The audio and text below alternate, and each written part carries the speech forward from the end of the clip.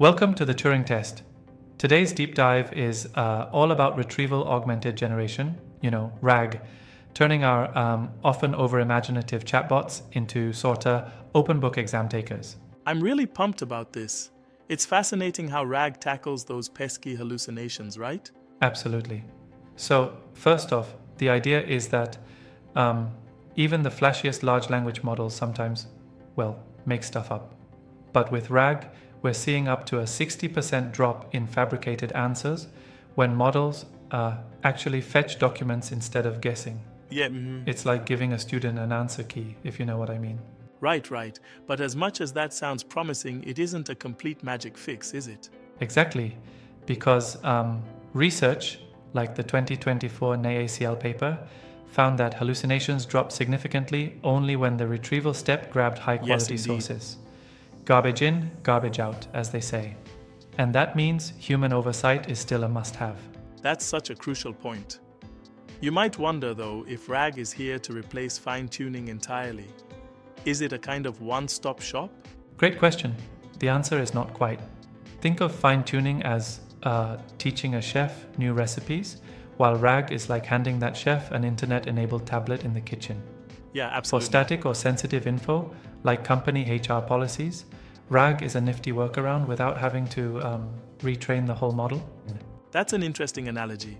So, in scenarios where speed is critical, what happens? Because I recall gaming startups complaining about latency issues with a heavy retrieval step. Right, exactly. There's a trade-off. When latency matters, the extra retrieval step can slow things down, sometimes even by a few milliseconds, which for real-time voice chat can be a deal breaker. That's why we're seeing a trend towards hybrid approaches, light fine-tunes for speed, teamed up with RAG for deeper, more accurate info. And that brings us to evaluation. How do we really measure if a RAG system is good? I mean, what metrics should we rely on? Now that's a big one. Just last week, Security Boulevard covered this Tonic Validate suite, which scores answer relevance, citation accuracy, and latency across platforms like OpenAI and Custom GPT. Early results showed OpenAI's built-in retrieval was rock solid on single document tasks, but stumbled on multi-document ones. Meanwhile, Custom GPT excelled in breadth, but lagged on speed. So it's not a one-size-fits-all matter, is it? Different industries would weigh these metrics differently. Exactly. A healthcare app, for instance, might value factual precision double compared to latency, whereas a customer support bot might flip the script. Leaders are even developing weighted scorecards that align with their business risks. Absolutely. Now let's pivot a bit to the infrastructure side. Vector databases and their ability to scale while keeping data private. That part really caught my attention. Oh yeah, that's a hot topic. Pinecone, for example, claimed in a March 2025 post that their multi-tenancy enables one cluster to serve many clients while maintaining full data isolation. It's impressive scalability. Definitely. However, regulators are still cautious about raw text embeddings that might, unintentionally leak sensitive info. I get that. So, to combat these concerns, on-premise deployments of open-source options like Qdrant and PGVector are becoming popular, right? Spot on. And not just that, but companies are also experimenting with secure enclaves and encryption at rest to bolster privacy even further. Plus, cost optimization is a big part of the conversation. Like a finance team saw a 40% drop in monthly bills by storing cold vectors on cheaper object storage and caching just the hot ones in RAM. Cost efficiency is key. I do, however, have a little critique here. While these cost-saving measures sound fantastic on paper, I'm not entirely convinced they won't introduce latency or retrieval complexities down the line. What do you think? That's a fair point, honestly. It's a balancing act between cost and performance. Some early reports note minor delays, but the industry seems to be actively tuning these systems to keep performance competitive while saving costs. And finally, the frontier, multimodal RAG. This really seems to be the next big leap in the field. Oh, absolutely. Imagine a travel bot that not only gives text-based directions, but also shows a museum's floor map, describes the exhibits, and pulls in video snippets, all in real time. It's like sci-fi coming alive. Yeah, that's mind-blowing. Early prototypes are already stitching together vision encoders with text retrievers. And while latency is still a challenge, hybrid search techniques mixing semantic vectors with keyword filters are getting it under 1 second for many tasks. That sounds like something straight out of a futuristic movie. And don't forget XR headsets.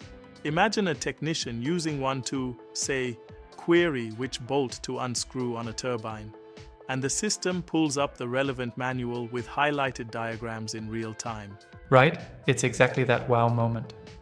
Multimodal RAG could transform fields like maintenance, travel, and even customer support. There's a lot of potential here. Exactly. So, if we take a step back, the whole picture is pretty exciting. RAG trims hallucinations, serves as a complement, not a replacement, to fine-tuning, demands rigorous evaluation, faces its own challenges with scale and privacy, and is sprinting toward a multimodal future. Precisely. And the beauty of it is that whether you're a developer, a compliance officer, or just an AI enthusiast, getting a handle on RAG now is like investing in the future foundational to mission-critical applications. I like how it all comes together. Yet, I have to challenge one aspect.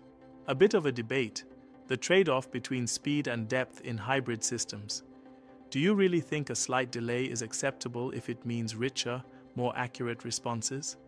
I mean, in real-time systems, even a small delay can be a deal-breaker. That's a valid challenge. When we talk about performance cliffs, especially in real-time applications like voice chat or on-field assistance via XR, even a millisecond can feel like forever. Developers are actively balancing that trade-off, perhaps using a light fine-tune for tasks where speed is essential, while relying on full RAG for cases where depth is the priority. Sense. And those hybrid approaches sound like the best of both worlds, albeit a bit complex to maintain. Exactly, it's a bit of a juggling act, but the end results seem promising. The industry's moving fast in this area, and benchmarks like Tonic Validate are making it easier to see which systems perform optimally under which conditions. Really promising indeed. As we wrap up, I'm curious. Where do you see RAG's role evolving, especially with these multimodal capabilities on the horizon? Well, I see it as a natural progression. It's the logical next step. Once chatbots effectively ground their textual responses with reliable sources, multimodal RAG will layer on visuals, audio, and more. You could think of it as moving from a 2D cookbook to a fully interactive virtual cooking class where every step is shown in vivid detail. Totally, that's a cool image. And that could really change the game for things like interactive tutorials, augmented reality, even education in general. Precisely. The technology might still have some growing pains, latency, integration challenges, but early demos, some already up on YouTube, show significant promise. It's like we're just scratching the surface of what's possible when book smarts and real-world context collide. Yeah, absolutely fascinating. So, as a quick recap, we've seen that RAG not only curbs hallucinations, but also complements fine-tuning, demands solid evaluation frameworks, tackles scale and privacy head-on, and sets the stage for a multimodal future. Exactly.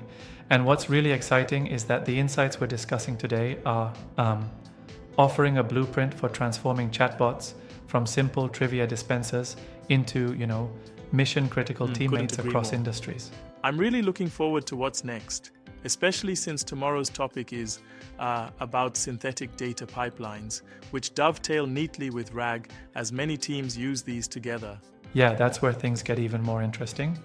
Synthetic data pipelines can greatly enhance training regimes, and when fused with RAG, they help models learn in, more dynamic and realistic ways. Absolutely, that's a perfect follow-on. And for anyone tuning in, whether you're in the tech trenches or just curious about AI, we're seeing a rapid evolution that underscores the importance of staying informed about these developments.